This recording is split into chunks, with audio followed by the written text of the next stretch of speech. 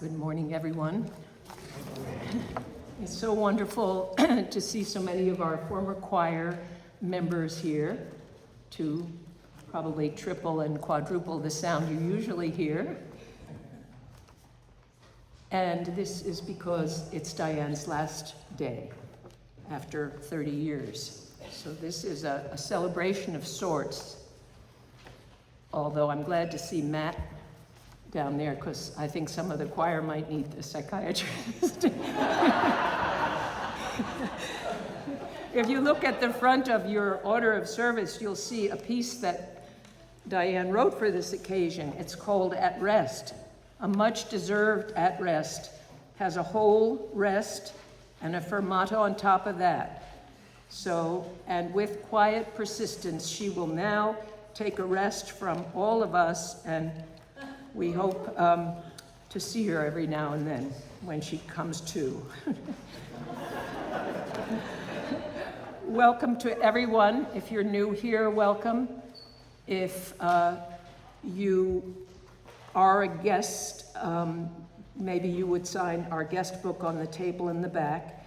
And if you need large print orders of service or hymns, they're back there on the table also, if that would help you. Diane, even though I see Leon back there, Diane will be giving the reflection today.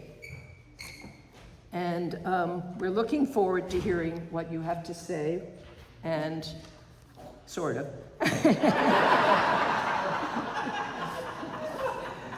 Tatum is here today with the children for the children's spiritual exploration. Pizza night is on Wednesday, and I'm told, I haven't gotten there yet, but I'm told that it's lots of fun and a wonderful opportunity for the younger generation in our church to get to know the elders and vice versa. As usual, we need help for that, and if you could help, please see Mary Blanton and tell her that you'll be there and that you could help. If you want to know what your tasks are, look on the back of your service. The third one down. This service thing was, I'm hastening to say, was designed by Diane. Joanne had nothing to do with it. Okay, there are lots of announcements usually in the order of service.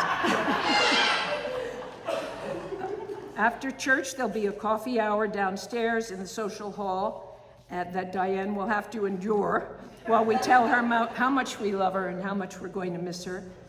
And I noticed that people have brought delicious offerings down there, so please come down after church and have that celebration with us. If there are no more announcements, we'll have the ingathering song, which is number 203. Diane just said that it's her favorite one, so let's sing it out. You may have been aware that the theme for North Chapel services during June has been joy. And I have been grateful for that theme because in some ways it gives me permission to feel joy if it happens to come along, even though so many around the world are suffering unspeakably. I looked for some opening words for today that might be helpful as we try to welcome joy into our lives, gratefully and not guiltfully. The words I found express a partnership between sorrow and joy, or as the 18th century mystic and poet William Blake put it, "It is right, it should be so, we were made for joy and woe. And when this we rightly know, through the world we'll safely go." And this excerpt from Khalil Gibran's The Prophet. Then a woman said, "Speak to us of joy and sorrow." And he answered, "Your joy is your sorrow unmasked, and the self-same well from which your laughter rises was oftentimes filled with your tears. And how else can it be? The deeper that sorrow carves into your being, the more joy you can contain. It is not the cup that holds your wine, the very cup that was burned in the potter's oven, and is not the lute that sometimes soothes your spirit, the very wood that was hollowed with knives. And one more piece of good advice from William Blake. He who binds to himself a joy doth its winged life destroy, but he who kisses the joy as it flies lives in eternity's sunrise.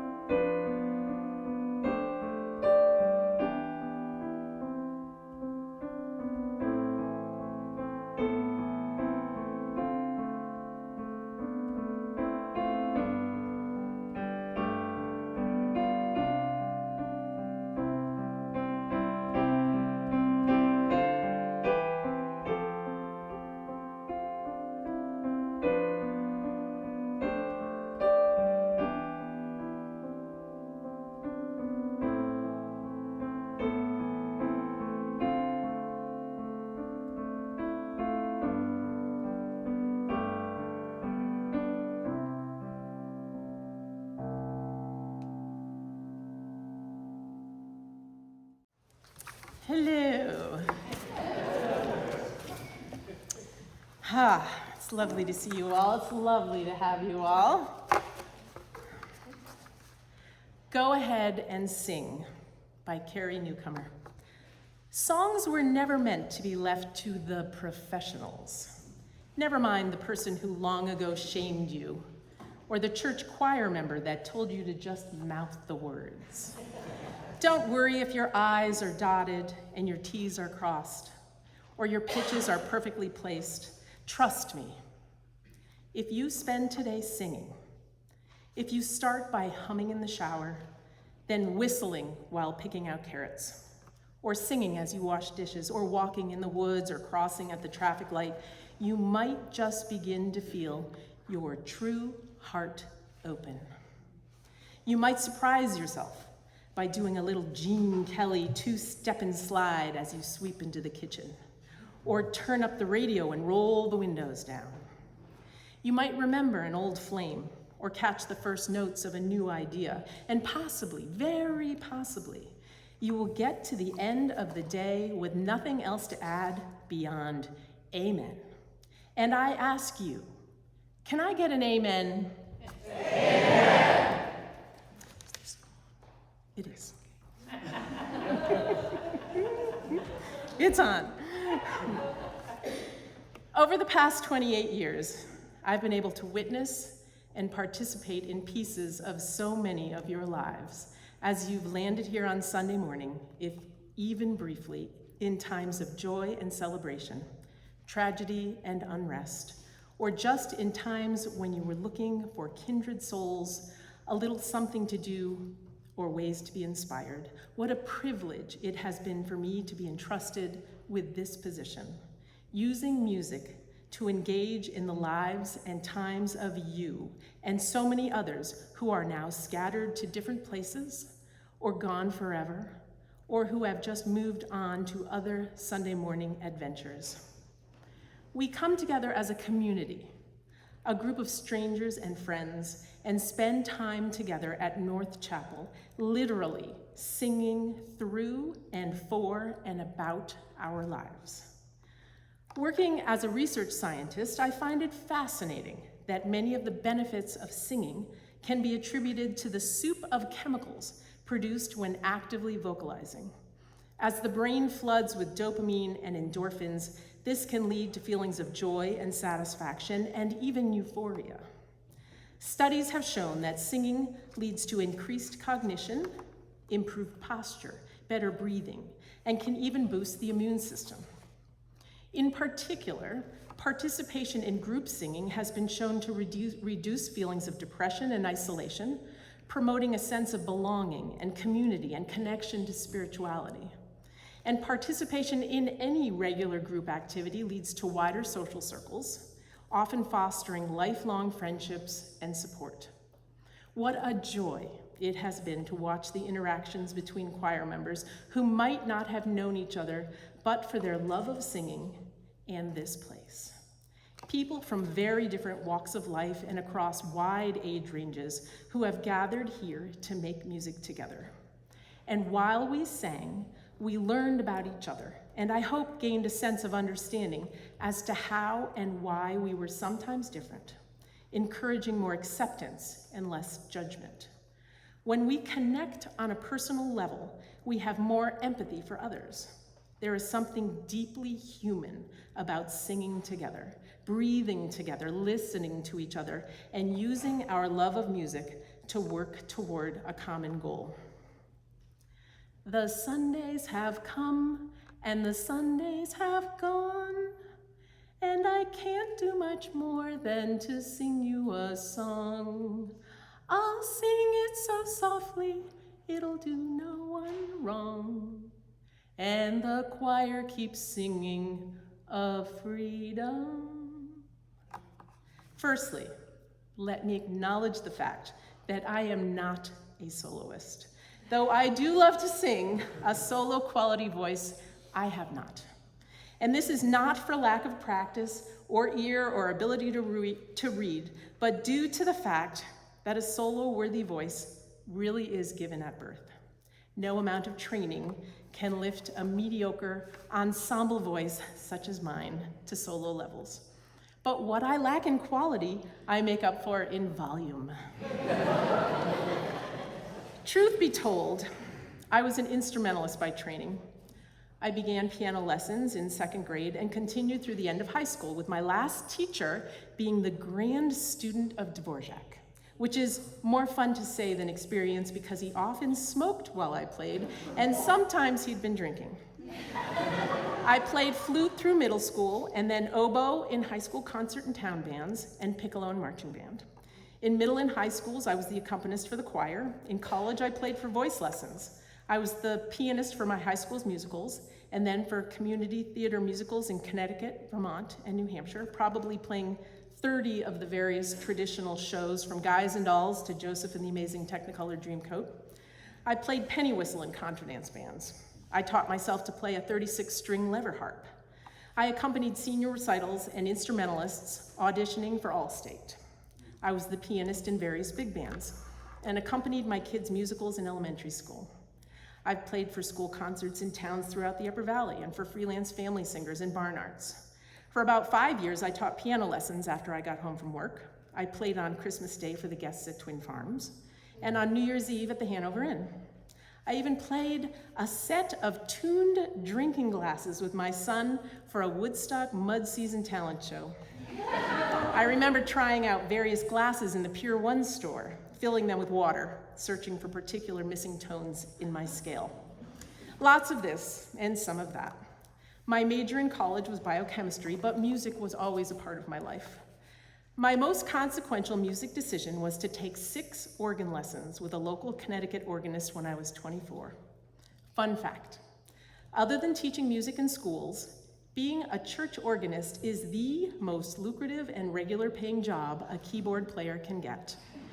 Shortly after that primer, I started to sub various churches in Connecticut, and then when we moved up in here in 1988, I played at Quechee Community Church, St. James Episcopal, Woodstock Congregational, Christian Science Society, South Chapel, East Barnard Church, Barnard Universalist, and I was playing every other Sunday for North Pomfret Congregational when I was hired here in 1997.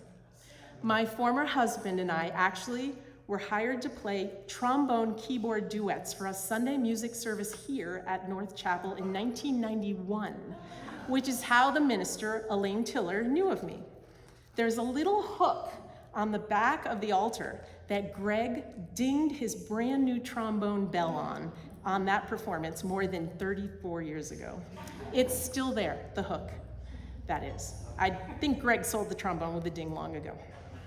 At heart, I'm still an instrumentalist. We like to stay a safe distance from each other as we empty our spit valves, wet our reeds, and warm up our instruments in the hallway. While those vocalists are always hugging and crying and giving each other back massages. Though I've tried to hide it, that always felt a little uncomfortable to me. What a time it's been. First and foremost, I want to recognize the center of my existence here, the choir. For my first 6 months, there was no choir at all. But when the choir started weekly rehearsals, there were 6 to 8 regulars. Before COVID, we were up to almost 30 at times. There were lean periods and occasional frustrations, fun times and bits of drama, but always it has been interesting and compelling, and I was humbled by how much the singers seemed to get from being in the group. Living and loving, laughing and crying, sharing successes, and saying goodbye to lovely friends as they left this community or left this earth. In my almost 28 years, I count 107 who were members of the choir, from a couple months to a couple decades. Many others sang with us only once or twice and didn't make the list. By my records, 18 choir members have died. Eunice Swift, who was my first and last music librarian, Bernie Kelly, Connie McCullum, Nancy Nye, Orton Hicks, Nancy Martin, Elizabeth Bond, Shirley Bayerly, Patsy Matthews, Bill Ellis, April Doherty, Wendy Smith, Peggy Cannonstein, David Doolittle, Jeff Dates, Hugo Belton, Uris Kogertz, and Chris Lloyd. As you might imagine, there is something very intimate about singing together, and as we work together on a common task, we become a family.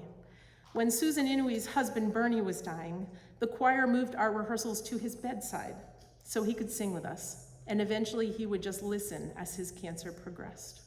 When Nancy Nye was close to her last days, we gathered in her kitchen to sing from one room away and support her in the only way we could.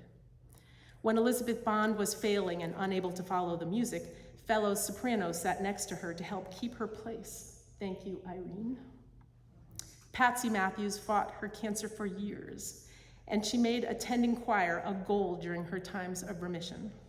David Doolittle and Uris Kogertz struggled with memory decline for years, and choir was the comfortable place to be, where they could feel safe and like their old selves among family.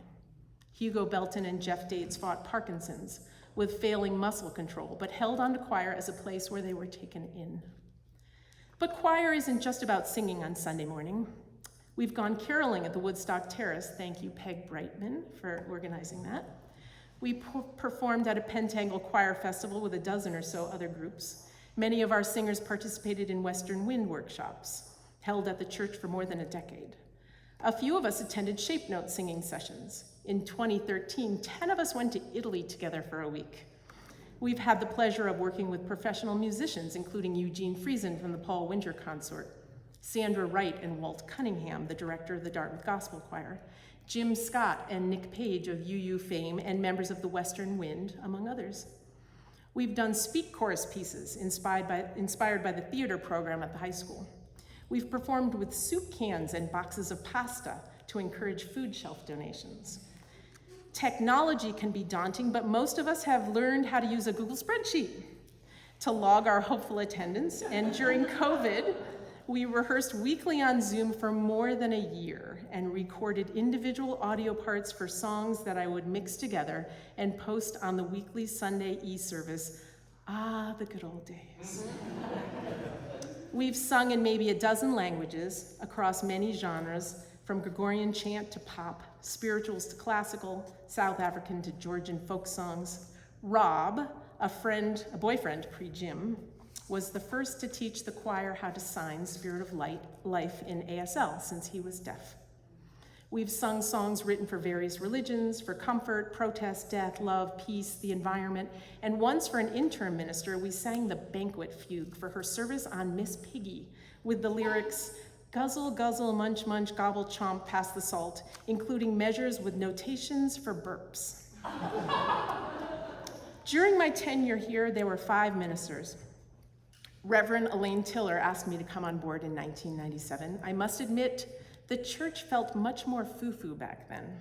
I recall movement workshops and weekends when women made plaster casts of their bodies to put up on the altar, and chanting with poetry, none of which is necessarily my most comfortable place. Only a month or 2 after I started, Elaine announced she was leaving, and Louise Ulrich came on as the interim minister for 2 years, reflecting mostly about the history of Unitarian Universalism, and of course there was the one service where she dressed up as Miss Piggy.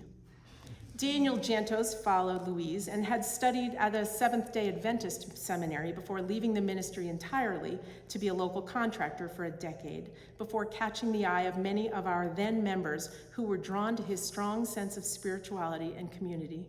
I found Daniel to be deeply committed to the church and the surrounding community, thoroughly devoted to helping everyone he could. He had a fun, impish quality about him that made working with him mostly a delight, and occasionally exasperating, but always he worked for the best for all. We have maintained an email relationship these past 10 years. In 2006, Daniel told me that many of the couples he married met online and encouraged me to try it, and I met Jim a month later. After Daniel left for Australia, the North Chapel fully intended on having another interim minister for 2 years while we searched for a settled minister, but that became problematic when we hired a difficult interim and her tenure was cut very short. I recall our first meeting when she asked who chose the hymns. My reply was that she was welcome to choose the hymns, and then I added seriously, but with a smile, but please don't choose 346 since I hate that one, and I do. It's a trite ditty with silly words. She quickly responded with, I love 346 and I will be choosing it. And she did within the first month. 6 months later, she was gone. Truth be told, it may have been the best thing that happened since we pulled together to manage on our own for the next 18 months, led by the congregation and board, which gave us all a sense of what was important and how to organize and get things done while not relying solely on the minister. That was followed by our successful hiring of Leon, who has been a lovely colleague. His boisterous laugh, easy temperament, and inclination to infuse music into the reflections and services in general have been very welcome. The administration staff is what can make or break an organization like ours. In 1997, Alan Perkins was in the office, very attentive and pragmatic, followed by Donna Atwood, who was lovely and efficient, then Geraldine Fowler, who became a good friend, and now Joanne. I don't know where we'd be without Joanne, but definitely worse off. She is devoted to this church and its members, and there isn't anything that she isn't involved in here. Sunday services, keeping the calendar, and dealing with bridezillas and funeral directors and concert organizers and blood drive officials and fire marshals, to name just a few. Working way beyond her hours, and always she is pleasant but real. And there's this: I have never in my life had someone tell me they love me more than Joanne. Not my mother, and not even my husband. Right back at you, girlfriend. And the board and Ann Winia have always been supportive and appreciative of me and the music program. Thanks too for all of you in the congregation who have listened and complimented us and smiled from a distance. Singing to an empty room isn't nearly as nice. Can I get an amen? Amen. While I'm appreciative to all who have sat in the choir loft, there are a few who went above and beyond. Don Ransom was a joy to work with. I've never had so much fun singing with a guitar and a guy. Jeff Dates was a close second in that regard. And the small group singers who came for extra practices and put themselves out there, I think there were at least 30 who performed in a small group over my time here. And more than a dozen choir members were also instrumentalists, adding their talents to our performances: flute, harmonica, accordion, mandolin, guitar, piano, saxophone, acoustic bass, clarinet, drums, and organ. Some who wrote or arranged pieces that we've sung. And then there is my sweet friendship with Ann and Joby. You guys give me insight on how to keep the humor as the pitfalls of aging try to bring us down. And Jim, of course. Always there to run the slide projector on Christmas Eve, or get my harp in the car, or sing in the choir on a rare occasion, or just listen to my choir stories. I wish I had a blooper reel, like at the end of some television series finale. There was the time Sabrina opened up her choir folder and threw it with a scream as a spider scurried out. Just a few months ago at Wayne Thompson's memorial service, I looked down and noticed that my vegan leather skirt was disintegrating, apparently having reached its expiration date. And I had to drape a sweater around me to hide the giant chunks of material that were sloughing off. Hope's mom, Nancy, once fell off her clogs during a rehearsal and broke her finger, which immediately swelled up such that we called the ambulance to come cut off her wedding band. Not funny, but certainly memorable. I vividly remember Reverend Elaine asking me in an excited voice if I was pregnant, which I was not. As any woman will attest, that's not something you forget. I was wearing a jumper and the wind was blowing as I got out of my car, so maybe it was an honest mistake. There was a period of time when I had some sopranos who refused to stand next to other sopranos. At one of the holiday choir parties, we were amused by a Yankee swap event that revealed someone's legitimate fear of styrofoam when she squealed and threw the gift packed in the squeaky stuff she was opening. At one end of year party, I planned a Name That TV theme song game for everyone to play, only to learn that almost no one in choir watched TV even when they were growing up. Apparently, that's some sort of litmus test for being in a UU church. They didn't even recognize the theme from Downton Abbey, The Flying Nun, or Masterpiece Theater. At another party, while playing a Pictionary game drawing idioms, I rather adeptly, I think, drew a picture of a singer on stage, as seen in your insert, with sideburns, holding a mic, dressed in bell-bottoms, and then an arrow indicating he was leaving the stage out the back door. Turns out not a single person there had ever heard the saying, Elvis has left the building. Thank you. Let's break it down by the numbers. See if we can see these. 10, the age I needed to be when I started learning the organ to ever get good at the foot pedals. Consequently, I never did get the hang of it. Thankfully, you get to listen to John Atwood and hear how it's really done. 2, the number of verses there can be in a hymn such that I remember which one I'm on. Anything more, and I will forget where I am, and the sung lyrics all sound like oatmeals and raisins when I'm playing up next to the pipes. If you've ever been near me when I'm playing a hymn, I usually call out each verse to myself while I'm playing. 1,358. The number of Sunday services I've played here, give or take.